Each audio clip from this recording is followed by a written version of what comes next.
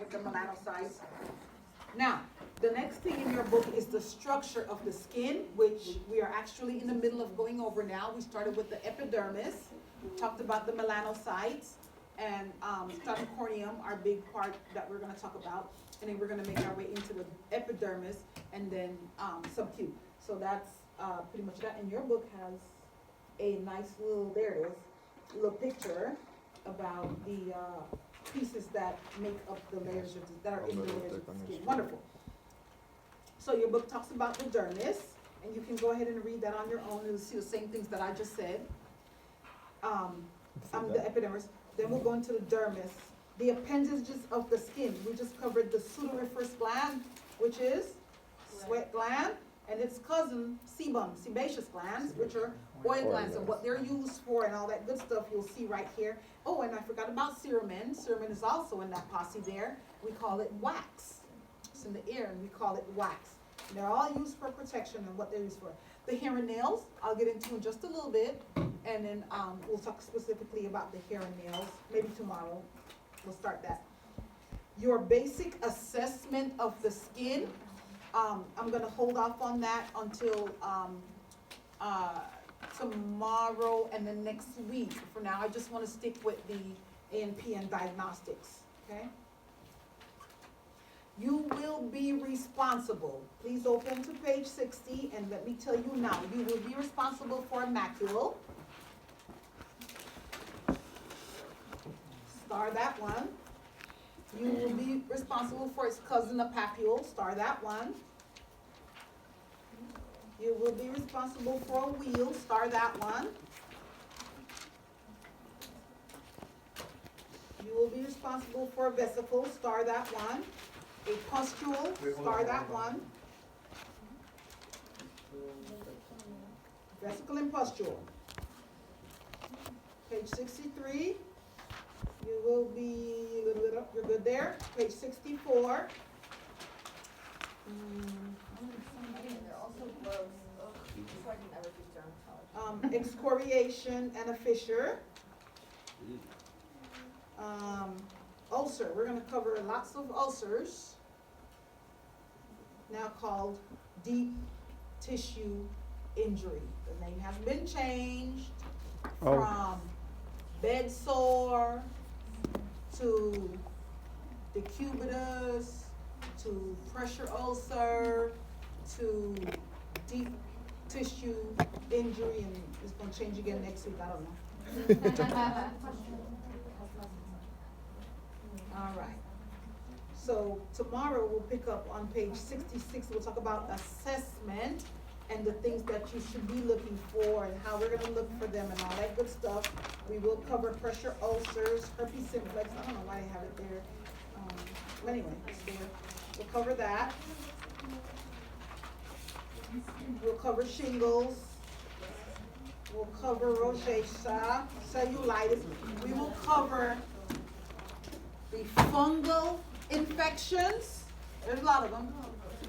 We will cover the viral infections. There's a lot of them. We will cover the bacterial infections. There's a lot of those too. And then we will cover the parasites. Ringworm. Ringworm is not a parasite. What is it? Is it fungal? It's fungal. It's fungal. All right, so vitiligo and albinism, either when it comes to melanin, either the patient does not have any melanin, we call it albinism. There's no melanin. Therefore, there's no color to the skin, to the hair, or the iris. And this is called albinism, for there is no melanin. Melanin gives pigmentation. So you can't have colors going on when you don't have melanin. Vitiligo, there are certain parts of the body that have patches and lost area of melanin. We call it vitiligo. Are they usually symmetrical? Why is that? What's the cause of vitiligo? There's, When he, one is autoimmune. see, The patient has genetic issues sometimes, and the Got body something begins to going on. destroy certain parts of melanin. All right. So it is produced, it's just not destroyed? Yes, they have melanin. You can see all that melanin all over them, but they have patches Oh, of no boy. melanin, where this person has no melanin. This person has melanin, but there are patches that are, so melanin can either come in patches of no melanin or patches of too much melanin. Then those are moles and freckles and stuff like that. The other where there's no melanin, the patches, is called vitiligo. Winnie Harlow's a perfect example of that. But, for the patch, So sometimes they have a little bit too much, and sometimes, oopsie, and sometimes, whoa, Sarah, what you doing? You're going backwards. Whoa, whoa, whoa. Sometimes they have too much, and then sometimes they have patches without. for the vitiligo, are they born with it or they develop it? Some develop it. Most of the times they develop it. Something happened immune-wise and stuff start going haywire. All right. ¿Está listo lo más for the epidermis? Let's go down to the dermal layer. oh, Everything's happening in the dermal layer. Everything's happening. Just the largest portion of the skin, it's nice and thick, and everything is happening in the dermal layer. You're gonna find elastin and collagen. What do? Elastin, just like elastic, allows for stretch. Collagen is strength, is support. Okay? So elastic will allow for stretch, and collagen will allow for strength. That's the difference.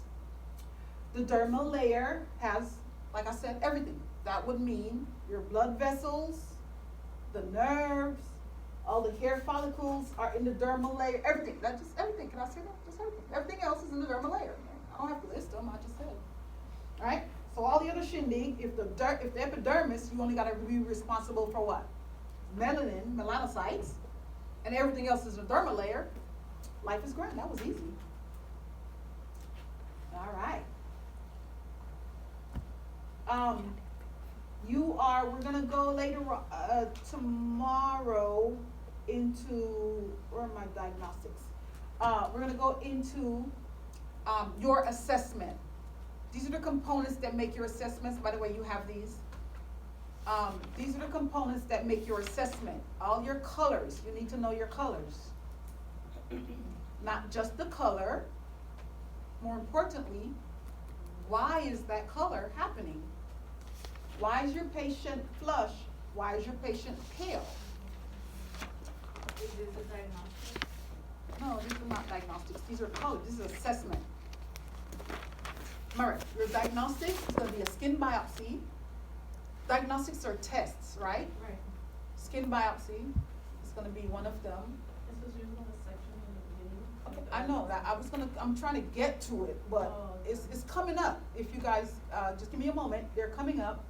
But your diagnostics, your tests, is gonna be things like a skin biopsy.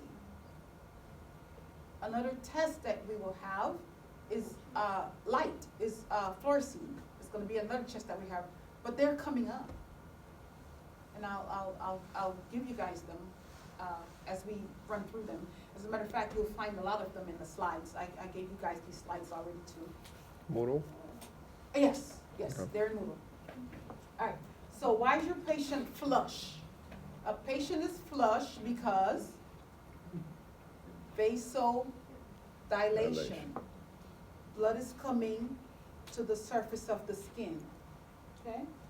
Why are they dilating? For a bunch of different reasons, depending on their emotions. Do they have a fever? Are they in,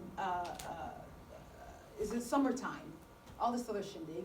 And so they end up with flushed skin. You'll never see it on me. And be as embarrassed as I wanna be, and you'll never see my cheeks turn red. Unless I go downstairs and get some rouge and put on there, I can't stand it either. Unless I go downstairs and get some rouge, but you'll never see my cheeks turn red, ever. But in hypothermia, you can also look like flush. you're outside for too long. Hyperthermia. Hypothermia, like if you're outside in the cold, like you start looking flushed too. No, you'll get pale. Skin damage. You're, Here. is- that's not flushed, that's actual, chapped. Yeah, that's chapped, that's skin damage. You're flush, you're only getting this flush when the blood vessel dilate. When you're in the cold, your blood vessel will constrict. You're gonna get red from the damage that's there, but not the vasodilation part that's going on. In that case, It's you're gonna start to different. vasoconstrict, you'll turn blue. But when the skin, if you've ever been outside without chapstick, you start licking your lips and licking your lips and licking your lips and you get this whole thing, that's not vasoconstriction though. That's just damage to the skin. That's excoriation that's causing that. Your pallor, So bad. you won't see that on me either. Alright? I read something once a long time ago, never mind. So you won't see pallor on me. Why is your patient pale? Your patient is pale because of either vasoconstriction, which means we've taken the blood from the surface of the skin and clamped down on it. So your patient is pale because of either vasoconstriction, okay, or anemia. The patient literally just, they're not vasoconstricting, but they don't have enough erythrocytes circulating around. Your patient gets scared or in shock, the catecholamines kick in, they're gonna shunt the blood to the organs that need them. Your patient is bleeding, and they need to, again, shunt that blood to the organs that's gonna need them. And so you'll see a patient that is pale sometimes with that. They're scared, shock, or hypothermia. Is flushes when it's completely, it's different from like rosacea or would that? Completely different, completely different. They have a flushed appearance, but they're not So it's really flushed. vascular Flush flush. comes and Flush goes. is with vascular, yes, vasodilation. Okay, and then, pallor, you will not see, okay, ladies and gentlemen, I'll tell you now, please don't confuse ashy with ashen. They're two different words and they mean two different things. Ashy is when you didn't put on lotion and your skin is scaling off. If I, Falling off. Yeah, You're too moisturized. you're It's not moisture. No, no. that's ashy. That's not ashen. Ashen is a grayish color. Now, if I begin to lose enough blood, I will not turn pale. You will not see me go white. Because of your dark skin, you'll get ashen. You'll see me go ashen. You'll look at, you're like, oh, Miss Hughes, what's wrong with you? You look gray. Yeah. You don't look right. You okay? No, baby, I'm going down. Let me catch me. Look at me and you see me ashen, not ashy. Sometimes I'm ashy right after the shower. But ashen is a gray color. It's when my color is gone. It would be the equivalent for most of you to what you call pale. Pale. Black people don't get pale, we get ashen. Is that the same as like when you start modeling? Like No, you- that's different. so different. You will see only pallor in my eyes. If you go look at my conjunctiva, Or, then you will see pallor. or If you look at the palms, then you will see pallor. Sometimes if you look at my mucous membrane, then you will see pallor. But to just look at me, you won't be able to tell that I'm pale. You will see me go ashen. For those of you that are going to, all of you, you're gonna see a lot of it in your renal patients, your black renal patients. Hopefully you get to go to all of you. Hopefully. Okay, more colors before we wrap this up. We're gonna finish the colors and call it a day. Jaundice. What's happening? Liver damage, bilirubin breakdown, gallbladder issues, cholecysthiasis. We covered them when you and I first met. I'm not gonna cover them again, and I know you know GI because I'm the one that taught half of it to you, and so I don't cover what I already covered. Now, you may not remember, and that's understandable, but all you gotta do is open your book and go back to chapter, 5? I think it was 5. You'll find the stuff there. So your jaundice patient, the breakdown of the red blood cells leaves them with that jaundice color. This is gonna be your patient with liver failure and all this other shindig that's going on. Same with me, you won't see jaundice in me either. I don't turn blue, I don't turn white, I don't turn red, I don't turn yellow. and yet some people call me colored.